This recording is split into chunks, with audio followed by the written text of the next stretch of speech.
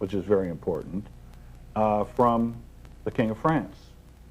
And we have that treaty. And it was to be paid back at a particular time, and this happened in the 1770s. The agreement was made to repay in, I think it was 1782, and upon the, it was never, they didn't even make the interest payments. The country was broke. That was one of the reasons they were reassembling the Congress and rewriting the Articles of Confederation, because there was no fluid medium of exchange. If you lived in Rhode Island and you were trying to sell something in Pennsylvania, your money and your goods wasn't any good in Pennsylvania. And so one of the things that they had to do was get a common currency.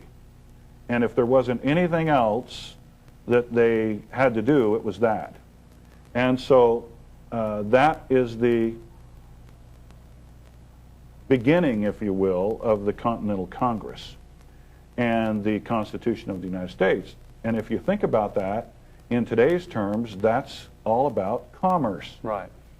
And that's what we deal in, is commerce. And so there was a specific repayment plan put forward that wasn't met. And at the signing of the Constitution, the country was bankrupt. National bankruptcy lasts 70 years. There has to be, in reorganization, a plan or a pledge made of assets, if you will. Well, at the time there were only 13 colonies. What asset base did they use? We don't know, except that it was probably eventually other colonies. Well, if you move ahead 70 years, you come to 1859, September 17th, right before the presidential election, and you come out of bankruptcy, and now you have to either repay your debt or go back into bankruptcy. Interesting. Okay? And so if you can't yet pay your debt, you have to reorganize once again. And if you reorganize once again, you have to make a new pledge. So if they had telephones then, the phone would ring from Abraham Lincoln to Jefferson Davis in the South and say, President Davis, this is President Lincoln, and we need what you have. And President Davis says, ain't our problem, it's your problem. Well, it's your problem now because we're going to come and get you. And we're going to take everything you have, and we're going to call it the Civil War and say it's over slavery. Well, it's a well-known fact the governor of Maine had 65 slaves.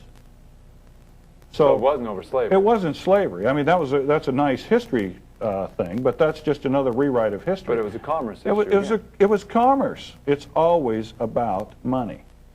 So Lincoln... You need to say that one more time. It's always about what? It's always about money. Okay? Now, in that context, Lincoln then suspended the Constitution of the United States in 1861, and the Civil War was declared. Now, with that suspension comes in what we now know as executive orders. If you trace back executive orders, the first one was written in 1861. The only way they can write an executive order then and now is if the Constitution of the United States is suspended. So, therefore, we come back modern day. If you mention your constitutional rights one more time in my courtroom, I'm going to put you in jail for contempt, because there is no such thing. Okay? So now we need a new pledge.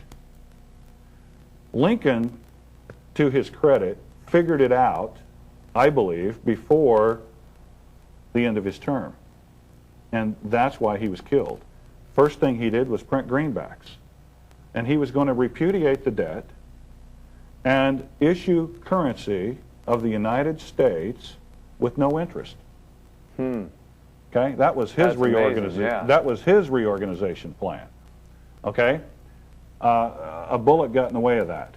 Interestingly, 100 years later, another president tried the same thing, and he got killed too. His name was Kennedy. That's how all that ties together. Kennedy printed U.S. notes, and he was going to issue those. Lyndon Johnson's first executive order was to rescind that order that Kennedy had written to issue U.S. notes. Now, if you go then to 1860 and 61, we got to make a new pledge. We pledge all the assets of the South. And in that comes the ratification of the 14th Amendment. In 1871, there's a government called, a corporation called the Government of the District of Columbia, February 19th, 1871.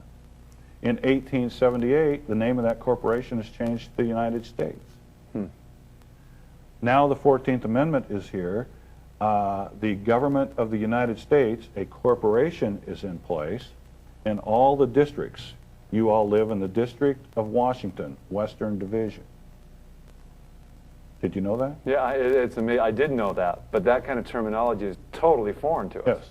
Yes, yes. We don't think anything of it, but you have to look at Washington, District of Columbia, okay? What is Columbia? What is that? Anyway, to get back to our bankruptcy story. Yeah, that is a good question. What is that? They pledge all the assets of the South, all the gold, all the agriculture, everything. The South was paid for. They had everything. The North was bankrupt because that was where all the industry was. There was nobody, it was cold, there's no money, the bankers are squeezing them.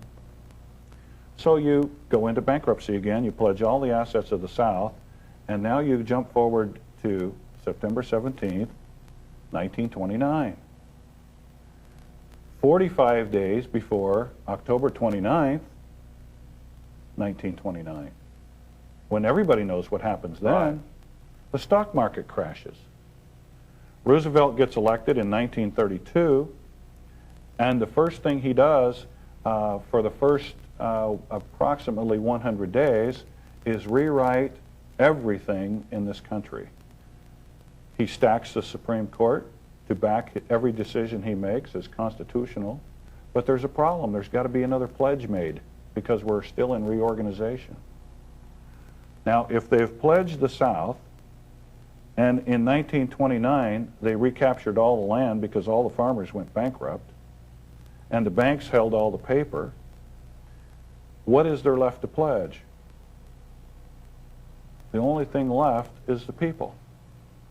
Well, how do we do that? Well, if you study the advent of the birth certificate, you will find that that started its way through the Congress or through the mindset of the people in the 20s. It came to the fruition in 1928. It became actively involved and issued under law in the 30s during the Roosevelt administration. In 1936, Social Security came into being. 1938, it was reorganized. We believe that that's where the pledge of the people was made on our birth certificates, because another entity was created outside of you and I called a straw man. Now, people can say, well, this is all just a coincidence.